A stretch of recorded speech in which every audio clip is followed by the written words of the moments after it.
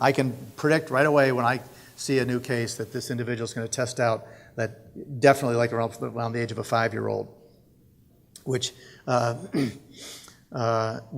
is very hard for judges to accept. So showing them research and prosecutors, showing the research like this, showing, look, this is expected, and having a good clinician that's experienced with this population will be able to say, no, this happens all the time. This is not an aberration.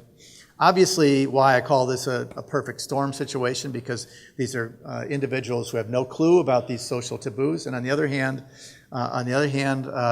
the pressure in the prosecution and enforcement regimes is this hydraulic pressure that all the prosecutors have drunk the Kool-Aid on, and so and the consequences, as we know, are grave. Although the jail might not be as much as, I don't know, some child pornography cases it gets very, very high, but obviously for these individuals, lifetime sex offender registration is a disaster. It's basically annihilation. It's civil death.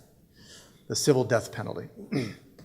So there's this phrase counterfeit deviance, which I borrowed. This is my only original contribution to this whole area is I stole from the area of the intellectual manual of intellectual disorders this alternative diagnosis of counterfeit deviance, which was coined by a woman named Dorothy Griffiths, who wrote that in the Manual for Intellectual Disorders. And it describes people who look like they're deviant because they do deviant things, but their mental state is not deviant. This has now been incorporated into some of the literature for autism and described this way as this kind of a way to express this idea of somebody who's doing something that we normally assume the person's deviant, but they in fact are not deviant individuals. And these individuals generally will test out individuals with autism as not having an interest in sex with children. And they do not have an interest in sex with children. They have normal sexual interests. They just don't know how to follow up on it.